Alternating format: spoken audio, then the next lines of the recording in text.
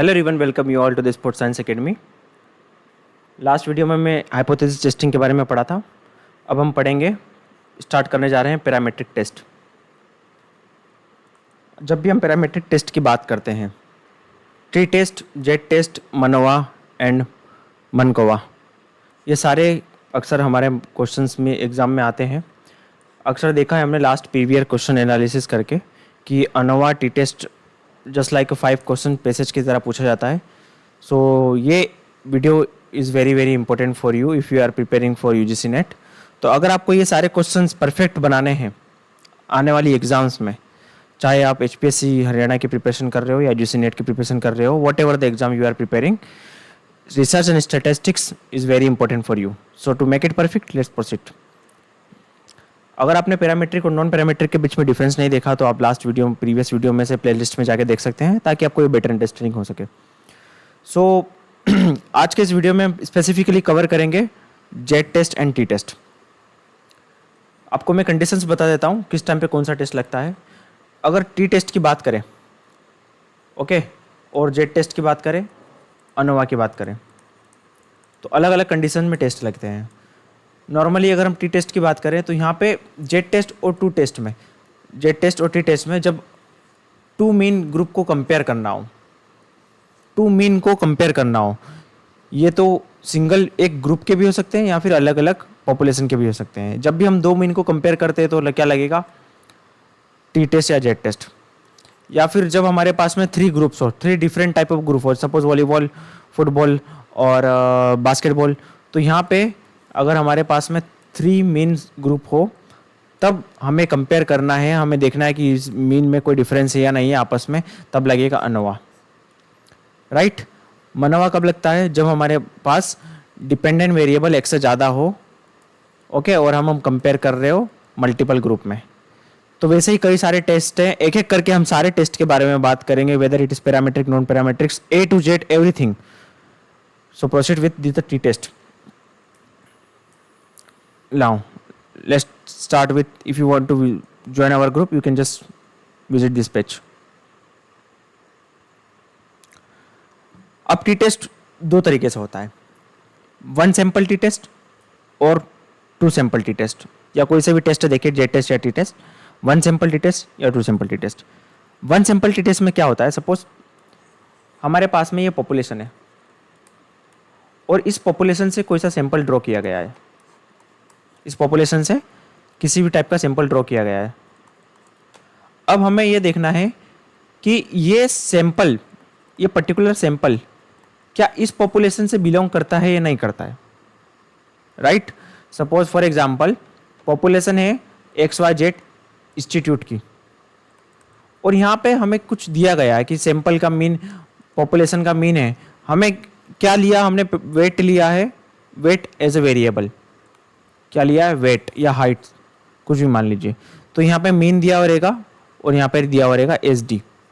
तो ये 2 फीचर्स को टेस्ट करके आपको बताना है कि क्या ये सैंपल इस पर्टिकुलर पॉपुलेशन से ड्रॉ किया गया है या नहीं। तो यहाँ पे क्या है, सिंगल सैंपल का इन्वॉल्वमेंट है, सिंगल सैंपल, तो ये क्या है, 1 sample test. Got it, this is the 1 sample test. ना जब हमारे पास में टेस्ट करना हो 2 सैंपल को, अब सपोज ये सिचुएशन आती है कि वी हैव 2 ग्रुप्स, 1 है वॉलीबॉलर्स का, सेकेंड है बास्केटबॉलर्स का। पता नहीं क्यों बार बार मेरे माइंड में यही 2 एग्जांपल आते हैं, वो दोनों बॉलर्स है ना, बोलने में इजी होता है तो ये हो गए दोनों ग्रुप। इनके पास, हमारे पास में हमने क्या किया, दोनों का डेटा लिया, किसका, सपोज स्ट्रेंथ का डेटा लिया। अब हमें पता करना है कि इन दोनों के स्ट्रेंथ के मीन में, अब सब ऑब्वियसली सिंगल डेटा तो लेंगे नहीं, हम इनका मीन लेंगे, ठीक है। तो ये दोनों वेरिएबल जो भी डेटा है, इनके आपस में डिफरेंस है या नहीं है। तो ये सैंपल है, ये किसी अलग अलग पॉपुलेशन से लिए गए हैं, इसका पॉपुलेशन अलग है, इसका पॉपुलेशन अलग है। तो इस केस में क्या होगा, कौन सा लगेगा, independent test, whether T test और जेड टेस्ट, ये है इंडिपेंडेंट टी टेस्ट, यहाँ पे लगेगा इंडिपेंडेंट टेस्ट। वैसे ही जब हम बात करें सिंगल ग्रुप से लिया गया डेटा, सपोज यहां पे है एक पॉपुलेशन और उसका हम डेटा लें, राइट, उसका हम डेटा लें। अब ये पॉपुलेशन में से हमने क्या के लिया, सैंपल ड्रॉ किया। अब ये सिंगल सैंपल को क्या किया, सबसे पहले प्री टेस्ट लिया, प्री टेस्ट लेने के बाद में किसी भी टाइप की ट्रेनिंग दी या मेडिसिन दी या कोई भी टाइप का इंटरवेंशन दिया, और पोस्ट टेस्ट लिया। पोस्ट टेस्ट लेने के बाद में हमें देखना है कि इनमें डिफरेंस है कि नहीं, प्री टेस्ट और पोस्ट टेस्ट में डिफरेंस आया कि नहीं, क्या पोस्ट टेस्ट में इंप्रूवमेंट आया परफॉर्मेंस में, ये चेक करने के लिए यहाँ पे क्या लगेगा, डिपेंडेंट टी टेस्ट या डिपेंडेंट जेड टेस्ट। तो ये दोनों डिफरेंस है डिपेंडेंट और इंडिपेंडेंट में। यहाँ पे क्या है, एक ही सैंपल को 2 बार टेस्ट किया गया है to check whether any particular intervention is effective और नॉट। और यहाँ पे क्या है, 2 अलग अलग सैंपल है, इनमें हम देखते हैं कि दोनों में डिफरेंस है कि नहीं है।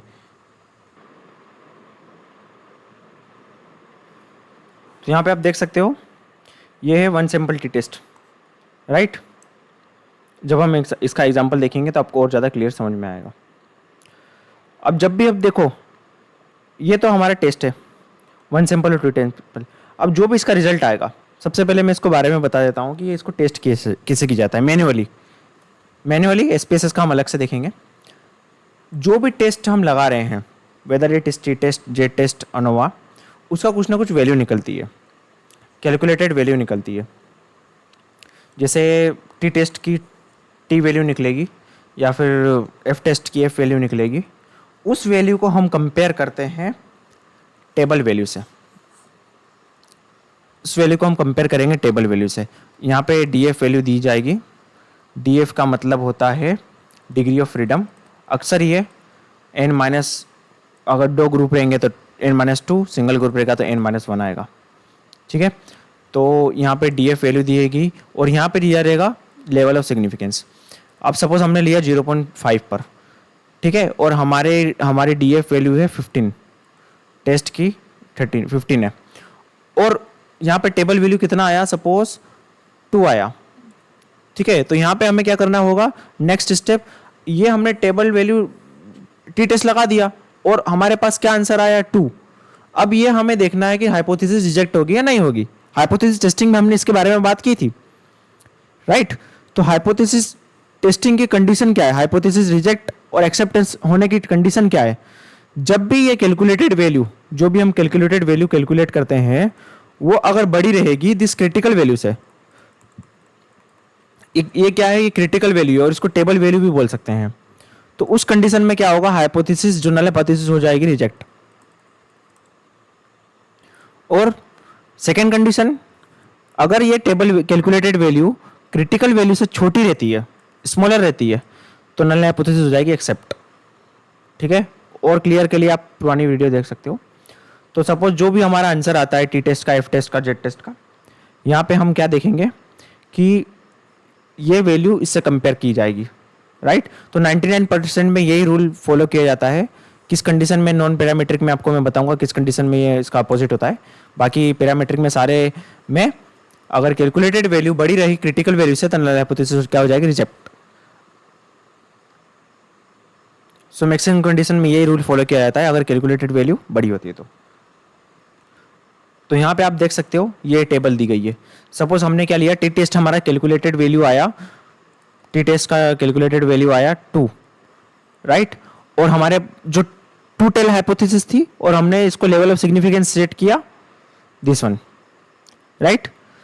ये तो यहाँ पे हम कंपेयर करेंगे, सपोज डी एफ वैल्यू था 21, तो यहाँ पे टेबल में देख सकते हो आप 2.08।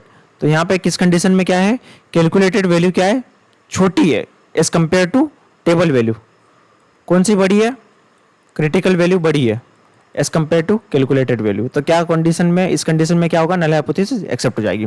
तो ये वैसे एग्जाम में अगर देखें तो ये आपको वैल्यू गिवन रहेगी, दिस टेबल वैल्यू और critical value will be given in the exam. ये टेबल आपको मिलेगी नहीं और आपको दिसने परेशान होने की जरूरत नहीं है, जस्ट फॉर द एक्सप्लेनेशन। अब जेड टेस्ट और टी टेस्ट की बात कर लेते हैं।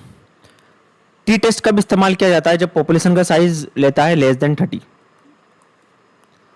और जेड टेस्ट कब इस्तेमाल किया जाता है, जब पॉपुलेशन का साइज रहता है मोर देन 30, सैंपल का साइज, ठीक है, ये है सबसे पहले हम बात करेंगे जेड टेस्ट की।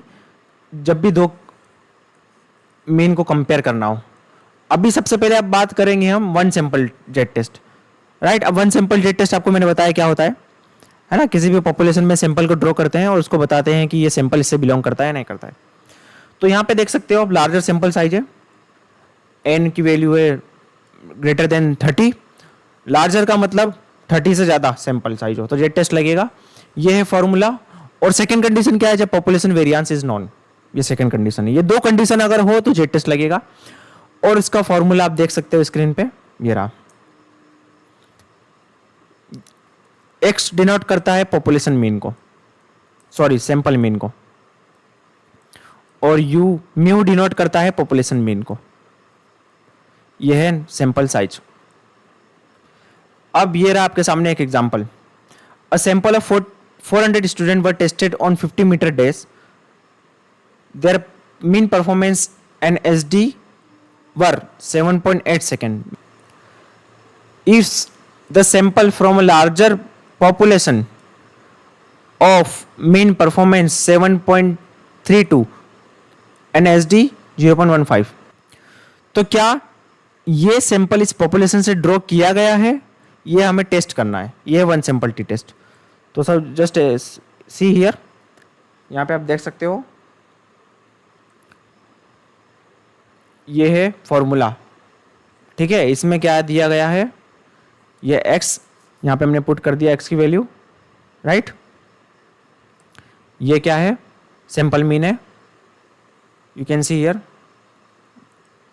ये है सैंपल मीन और ये है पॉपुलेशन मीन। ये SD और ये है सैंपल का साइज। सैंपल का size is given in the question.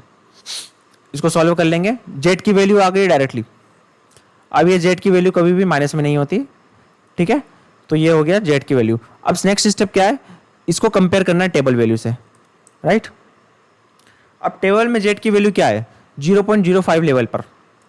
You can see here in the table, यहाँ पे देख सकते हो 0.05 लेवल पे। तो यहाँ पे देखो ये run 1.96, this is the value. अब इसको जस्ट वैल्यू को कंपेयर करना है जेड वैल्यू को। अब देखो आंसर में कितनी है, 16 है जेड की वैल्यू।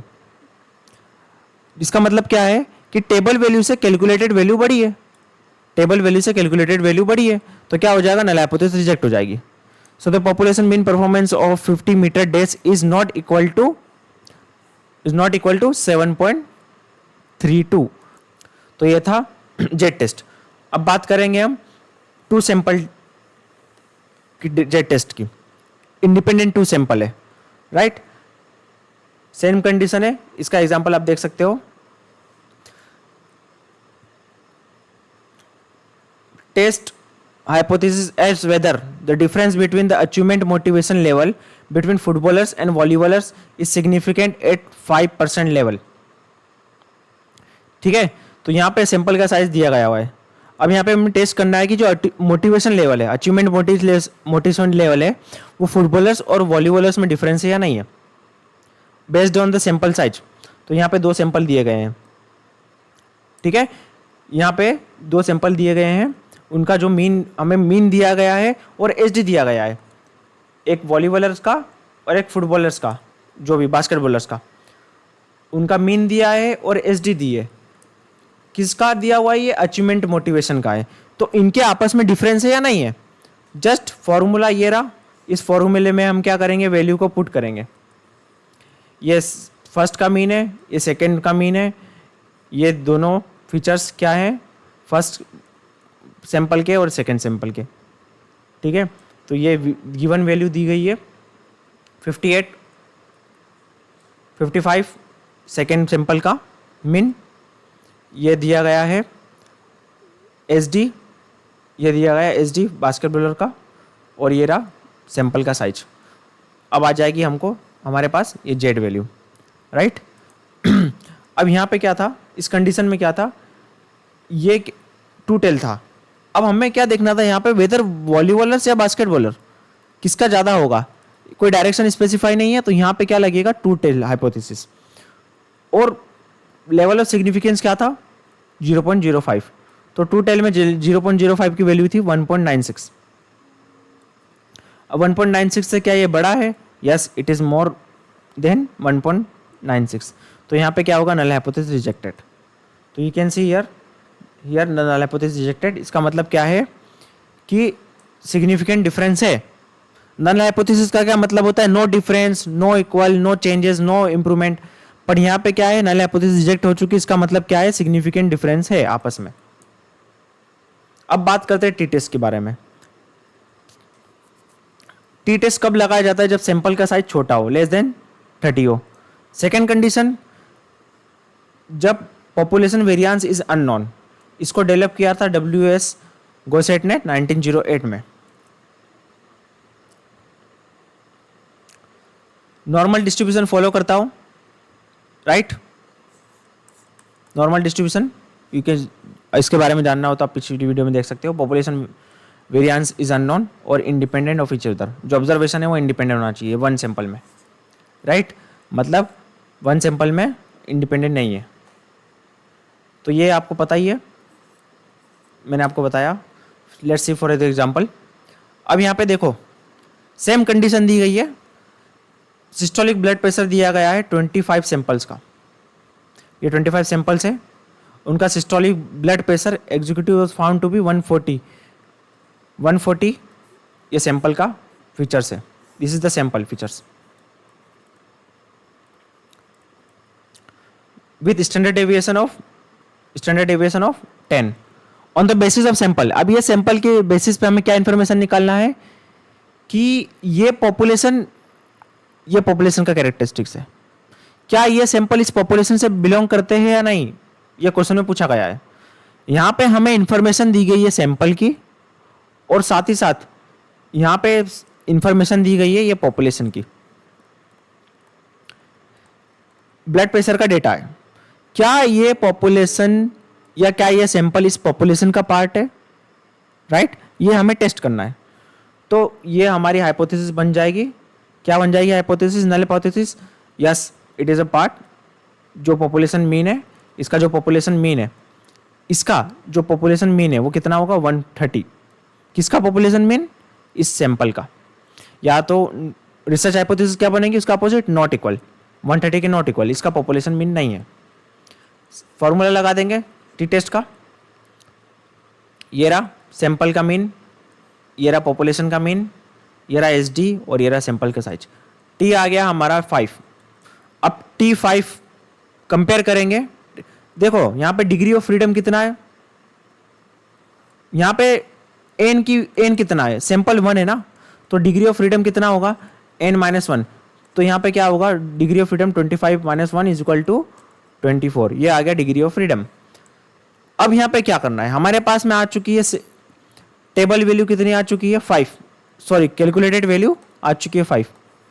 अब इस वैल्यू को हम कंपेयर करेंगे।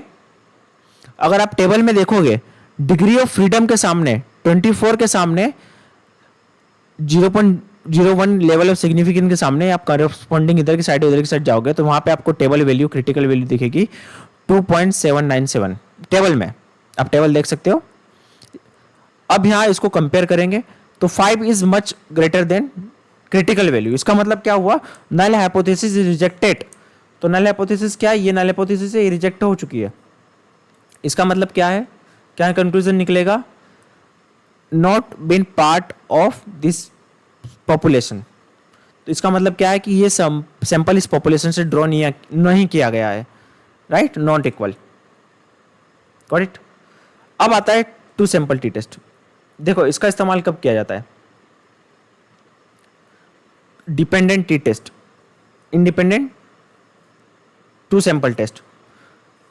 अब ये इंडिपेंडेंट टू सैंपल है, इसका मतलब यहां पे दो पॉपुलेशन मीन होगी। सपोज हमें कंपेयर करना है दो किसी भी ग्रुप को। ये ग्रुप वॉलीबॉलर बास्केटबॉलर की स्ट्रेंथ का हो सकता है, मेल और फीमेल में फ्लेक्सिबिलिटी का हो सकता है, ओके, वेजिटेरियन नॉन वेजिटेरियन की बॉडी कंपोजिशन का हो सकता है। ये दो इंडिपेंडेंट ग्रुप है। इंडिपेंडेंट ग्रुप को कंपेयर करेंगे, दोनों के ग्रुप को मीन को कंपेयर करेंगे तो क्या होगा? हमें पता करना है कि इनके बीच में डिफरेंस है या नहीं है, तब लगेगा इंडिपेंडेंट सैंपल टेस्ट। ओके, पर अगर हम सिंगल ग्रुप रहता, हमारे पास सिंगल ग्रुप रहता, उसमें से हम पॉपुलेशन कोड होते, हमने प्री टेस्ट लेते और उसको कुछ ट्रेनिंग देते और पोस्ट टेस्ट लेते, तब हम कंपेयर करते कि पोस्ट टेस्ट में इंप्रूवमेंट आया नहीं आया, आया नहीं आया किसी भी ट्रेनिंग का, तब क्या लगता है डिपेंडेंट टी टेस्ट, और उसको पेयर टी टेस्ट भी बोलते हैं। तो यहाँ पे क्या इंडिपेंडेंट टी टेस्ट है, मतलब दो सैंपल दिए गए हैं, राइट। तो ये इसका फॉर्मूला है। यहाँ पे सैंपल 1 का मीन, ये है सैंपल 2 का मीन, सपोज ये मेल है, ये फीमेल का मीन है, ये है साइज, सैंपल का साइज, और ये स्टैंडर्ड डेविएशन। अब यहाँ पे स्टैंडर्ड डेविएशन इस्तेमाल किया जाता है, पुल्ड स्टैंडर्ड डेविएशन। अब मैंने क्वेश्चन पूछा, suppose which of the in which type of statistics test pooled standard deviation is used. Options आ जाएंगे, z test, one sample T test, paired t test. तो आपका आंसर क्या होगा, independent sample T test.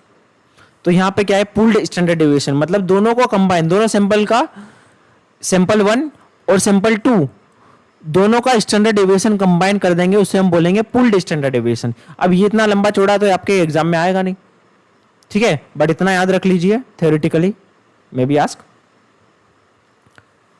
2 sample independent T test, normal distribution होना चाहिए as a part of parametric test. Normal distribution आपको मैंने बताया ही है, नॉर्मल कर्व को फॉलो करना चाहिए। Independent population variance is unknown on equal. For example, अब यहां पे दिया गया है सपोज 2 डेटा, राइट। ये डेटा है किसी भी चीज का, समझ लीजिए हाइट का, है ना। ये हाइट किसकी है, बास्केटबॉलर्स की हाइट है, या फिर जो पर्सन एक सिटी में रहता है उनकी हाइट है, और ये भाई सिटी की हाइट है, या वॉलीबॉलर्स की हाइट है। अब यहाँ पे टेस्ट करना है कि दोनों की हाइट में कोई डिफरेंस है या नहीं है। ये दिया गया डेटा, ठीक है, तो इसमें क्या लगेगा, ये टेस्ट।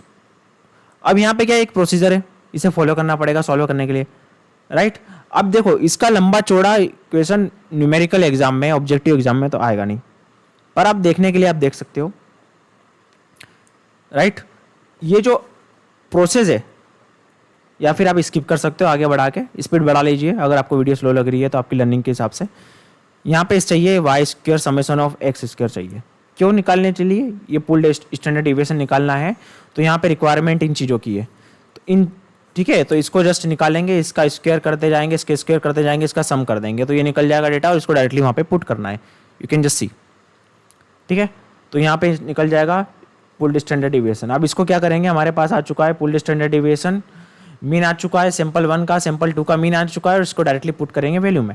ये है पुल्ड स्टैंडर्ड डेविएशन, ये सैंपल 1 का मीन, सैंपल 2 का मीन, ठीक है, और ये निकल गया हमारा कैलकुलेटेड टी वैल्यू। अब देखो, अब इसको कंपेयर करेंगे, किससे कंपेयर करेंगे, क्रिटिकल वैल्यू से, राइट। सेम प्रोसीजर अपनाना है, critical value one tailed hypothesis के लिए, लेवल ऑफ सिग्निफिकेंस के लिए इतना दिया गया टेबल में, 8 DF लेवल ऑफ 18। अब यहाँ पे 18 क्यों लिया, DF क्या होगा, यहाँ पे 8 - 2 होगा, क्योंकि यहाँ पे 2 सैंपल है, तो 2 सैंपल है, तो यहाँ पे क्या हो जाएगा, 18 हो जाएगा, राइट। 1 सैंपल रहता तो 19 होता। अब यहाँ पे टेबल में आप देख सकते हो, यहाँ पे एक साइड DF वैल्यू दिया जाएगा, और यहाँ पे 18 रहेगा। 18 के सामने लेवल ऑफ सिग्निफिकेंस यहाँ पे था 0.05, और यहाँ पे आप मैच करोगे तो यहाँ पे लिखा हुआ है 1.734। इसको कंपेयर करना है हमें दिए गए वैल्यू से। अब यहाँ पे क्या बड़ा है, कैलकुलेटेड वैल्यू छोटा है किसके, क्रिटिकल वैल्यू से, तो क्या होगा, यहाँ पे नल हाइपोथेसिस क्या हो जाएगी, एक्सेप्ट हो जाएगी। सॉरी यहाँ पे क्या दिया गया है, table value, sorry I am, मैंने यहाँ पे इसको 7 नोट कर लिया, यहाँ पे 1.7 है, गलती हर किसी से होती है, कोई बात नहीं। तो यहाँ पे क्या है, 6.5 है, 52 है, ये बड़ा है किससे, क्रिटिकल वैल्यू से। ये क्या है, कैलकुलेटेड टी वैल्यू, और ये क्या है, क्रिटिकल वैल्यू, ठीक है। तो यहाँ पे क्या है, कैलकुलेटेड वैल्यू बड़ा है क्रिटिकल वैल्यू से, तो क्या रूल है, नल हाइपोथेसिस रिजेक्टेड। मैं इसको 7 नोटिस कर लिया था माइंड में, 7.7 ऐसा कुछ, तो ये 1.7 है, काफ़ी छोटा है, तो कैलकुलेटेड वैल्यू जब भी बड़ा रहेगा, नल हाइपोथेसिस क्या हो जाएगी, रिजेक्ट हो जाएगी। तो बस नल हाइपोथेसिस क्या थी भाई, इसका मतलब क्या है, ये टॉलर है, मतलब क्या टेस्ट क्या करना था, हमने तो ये देखा नहीं, टेस्ट क्या करना था कि to test whether the height of man is X significantly higher than that city of Y. मतलब ये समझ लो वॉलीबॉलर्स की हाइट बास्केटबॉलर से बड़ी है या नहीं है, ये टेस्ट करना था। ये क्या डायरेक्शनल हाइपोथेसिस है, ये क्या डायरेक्शनल हाइपोथेसिस है, पूछा गया हायर देन और नॉट। तो यहाँ पे क्या है, नल हाइपोथेसिस क्या बनी कि हाँ हायर है, और सॉरी रिसर्च हाइपोथेसिस क्या बनी हायर है, और नल हाइपोथेसिस क्या बनी कि नहीं कोई डिफरेंस नहीं है, दोनों इक्वल है, तो ये रिजेक्ट हो गया। इसका मतलब क्या है, ये हायर है, बस सिंपल सी बात। तो आप देख सकते हो ये रहा 18 वैल्यू टेबल दी गई है और ये वैल्यू को हमने पिकअप किया, राइट। ये 0.05 यहाँ पे दिया गया है। अगर ये वन टेल हाइपोथेसिस के हिसाब से, अगर टू टेल हाइपोथेसिस रहती है तो हम इसको क्या लेते हैं, ये वैल्यू लेते हैं, ये वाली। अब नाउ बात आती है पेयर टी टेस्ट की। अब सपोज फॉर एग्जांपल आपने क्या किया, एक पॉपुलेशन में से सैंपल ड्रॉ किया, ठीक है, ये सैंपल को ड्रॉ किया, ग्रुप ऑफ पीपल्स। अब इनको आपने क्या दी, ट्रेनिंग दी। किस टाइप की ट्रेनिंग दी, सपोज स्ट्रेंथ ट्रेनिंग दी। क्या दी, स्ट्रेंथ ट्रेनिंग दी। उसके बाद में अगेन आपने इनका क्या किया, टेस्ट लिया। इनका क्या लिया, ये टेस्ट लिया पहली बार, प्री टेस्ट बोल सकते हैं इसको। उसके बाद में लिया पोस्ट टेस्ट, ठीक है। पहले का ये डेटा दिया गया हुआ है, उसके बाद में टेस्ट लिया। अब ये ट्रेनिंग का कोई इन पे इंप्रूवमेंट हुआ या नहीं हुआ, तो ये सिंगल ग्रुप है, डबल बार नोट हो रहा है, डबल बार टेस्ट ले रहे हैं, ऑब्जर्वेशन हो रहा है, तो ये क्या पेड टी टेस्ट, ये डिपेंडेंट टी टेस्ट है। मतलब ये एक दूसरे पे डिपेंड कर रहे हैं ना, प्री वाले पे, तभी तो कंक्लूजन निकलेगा। इसको सिर्फ निकालने से कंक्लूजन तो कुछ निकलने वाला नहीं है। तो ये क्या है, पेड टी टेस्ट। तो चेंजेस जो भी हम देखेंगे वो है कि नहीं है। तो दो ग्रुप को, सिंगल ग्रुप के मीन को अगर डबल बार हम टेस्ट करें, है ना, सिंगल मीन सैंपल के पॉपुलेशन को एक बार हम डबल बार टेस्ट करें तो जो भी हम कंक्लूजन निकालते हैं वो पेयर टी टेस्ट में आता है। यह क्या है, डिपेंडेंट वेरिएबल मेजर्स, इंटरवल और रेशियो स्केल इस्तेमाल होता है। जो भी पैरामीट्रिक टेस्ट है मैक्सिमम इंटरवल और रेशियो स्केल में होगा तो पैरामीट्रिक होगा, अगर नॉमिनल और ऑर्डिनल होगा तो नॉन पैरामीट्रिक होगा। नॉर्मल डिस्ट्रीब्यूशन फॉलो करेगा तो पैरामीट्रिक होगा, नॉन नॉर्मल डिस्ट्रीब्यूशन अगर नहीं फॉलो करेगा तो नॉन पैरामीट्रिक होगा, ठीक है, ये रूल्स है। तो डेटा पेड होना चाहिए, दो बार मैच टेस्ट होना चाहिए, pre test post test comparison. ये दोनों का क्या है, सिंगल पॉपुलेशन से ड्रॉ किया गया हो, ठीक है। नाउ सी एग्जांपल, ये देखो इसका फॉर्मूला आप देख सकते हो, ये डी निकलेगा दोनों के डिविएशन से, दोनों के डिफरेंस से। और या फॉर्मूला एक्सटेंड करके एच डी ऐसे निकालेंगे इसका, ये एच डी का फॉर्मूला है स्टैंडर्ड डेविएशन का। देखो फॉर एग्जांपल ये हमारे पास में डेटा है एक्स का, बिफोर ट्रेनिंग और आफ्टर ट्रेनिंग, पर्टिकुलर कोई भी वेरिएबल मान लीजिए।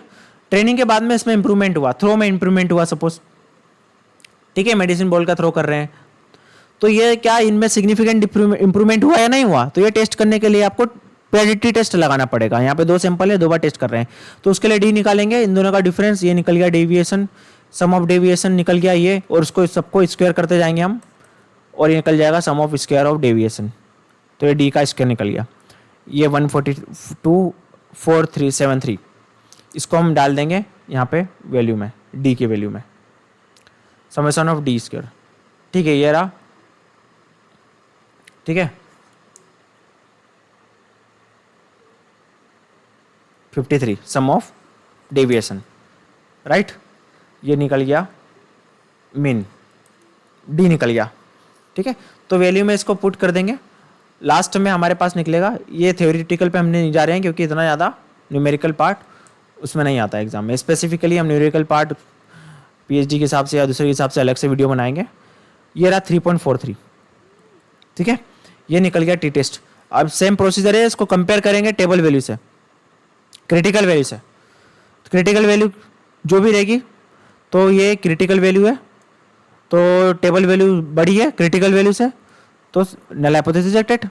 इसका मतलब क्या है, सिग्निफिकेंट डिफरेंस आया, सिग्निफिकेंट इंप्रूवमेंट हुआ, ठीक है, training effective improvement in score significantly. ये सेम एग्जांपल है मेडिटेशन का, ठीक है। तो ये ऑलरेडी यहाँ पे दोनों का डिफरेंस दिया गया हुआ है, हमने जैसे एक्स और वाई का था डिफरेंस, ये दोनों करके यहाँ पे डिफरेंस आया ऑलरेडी, क्वेश्चन में ऑलरेडी दिया हुआ है, तो उन दोनों में डिफरेंस है नहीं है, तो आप फाइनली ये आंसर आया टी टेस्ट का। टी टेस्ट को कंपेयर कर सकते हैं ये टेबल वैल्यू से, क्रिटिकल वैल्यू से, और यहाँ पे भी नल हाइपोथेसिस रिजेक्टेड, हर जगह रिजेक्टेड। क्या बात है, ट्रेनिंग बहुत इफेक्टिव हो रही है इनको, या फिर रिसर्चर का इतना स्ट्रांग इंटरवेंशन है तभी इतना ज़्यादा चेंजेस आ रहे हैं। तो ये दी गई है टेबल वैल्यू, यहाँ पे आप देख सकते हो सेम प्रोसीजर है, राइट। तो ये था टी टेस्ट और जेड टेस्ट के बारे में, राइट। तो आपको बता देता हूँ एक बार, टी टेस्ट कब लगता है, इंडिपेंडेंट टी टेस्ट कब लगता है, जब दो इंडिपेंडेंट ग्रुप को कंपेयर कर रहे हो, सपोज वॉलीबॉलर और बास्केटबॉलर को कंपेयर कर रहे हो, या मेल या फीमेल को कंपेयर कर रहे हो, दोनों के मीन को, तो ये क्या लगेगा, independent T test. Dependent T test कब लगेगा, जब एक ग्रुप को आप 2 बार कंपेयर कर रहे हो तो डिपेंडेंट टी टेस्ट लगेगा, ठीक है। वन सैंपल टी टेस्ट कब लगेगा, जब आपके पास में सैंपल दिया गया हो, सैंपल का कैरेक्टरिस्टिक दिया गया हो, डिस्क्रिप्टिव मीन दिया गया हो, एचडी दिया गया हो, पॉपुलेशन का भी मीन दिया गया हो और एचडी दिया गया। अब हमें पता करना है कि ये सैंपल क्या इस पॉपुलेशन से बिलोंग करता है, तो इस टाइम पे लगेगा one sample T test, right. So it was all about sample T test and Z test. Next video में हम बात करेंगे अनोवा की, कहीं जाना मत, कंटिन्यू देखना।